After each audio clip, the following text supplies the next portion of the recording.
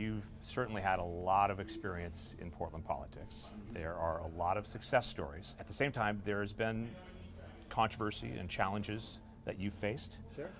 So why step back into the spotlight now? Why this race? Why now?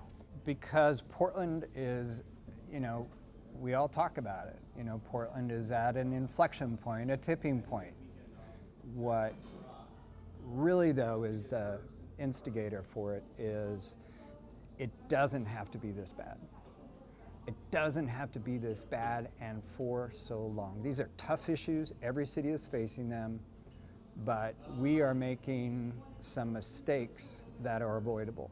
There seems to be a gulf now between the city and the county, but it wasn't always that way. What happened? What changed? I'm not sure exactly how it happened, but it definitely is a reality. As you say, there is this big gulf between the reality that the city of Portland lives in and other cities in Multnomah County and the reality that Multnomah County is living in. It's far too insular. It needs to be more grounded in the real world life of people in this county and this city. We're sitting here today as another example of a 5-year delay in an issue. Across the street from here, this used to be the sobering center. This is where first responders, both civilian and police and others, could take people that were experiencing alcohol and drug overdoses and were a danger to themselves or others. The last provider had to back out because with the new drugs, it was just too deadly for their workers. It needed to be reworked, but it didn't need to take 5 years, and we're probably looking at another year. Well, there's no question that we need more facilities like the sobering center. But would you agree that if there's no incentive to get sober, the problem will never be solved? Your question is so important because you've got a lot of money right now. It's not being well spent. And so the answer to your question from the system that exists now is they don't know. Some might consider you an insider or a member of the Portland political establishment. Why should voters expect a change if they elect you this time? I think my track record shows I'm there to not duplicate somebody else's efforts.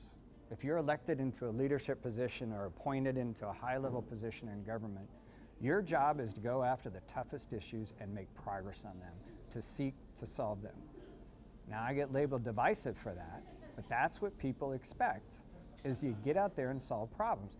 And all these problems, with rare exception, are very controversial. Your reputation for being hard driving is well known, and that brings us to the most recent controversy. Some of your former colleagues at City Hall have accused you of bullying them. We have their emails here, and there's also some disagreement about the terms of your departure from City Hall. Is there anything you want to say to set the record straight right now with voters? Yeah, these are hard issues, and interactions don't always go the way I want, and I'm not perfect, God knows.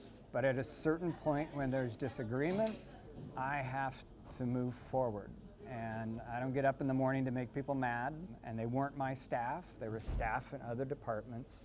In many cases, I was supporting my staff in its work over. But yeah, I make mistakes. And the mayor his team decided to weaponize them. They wanted me out, fine. I'm proud of the work that my team and I did, because when we got there, the place was a complete and utter standstill.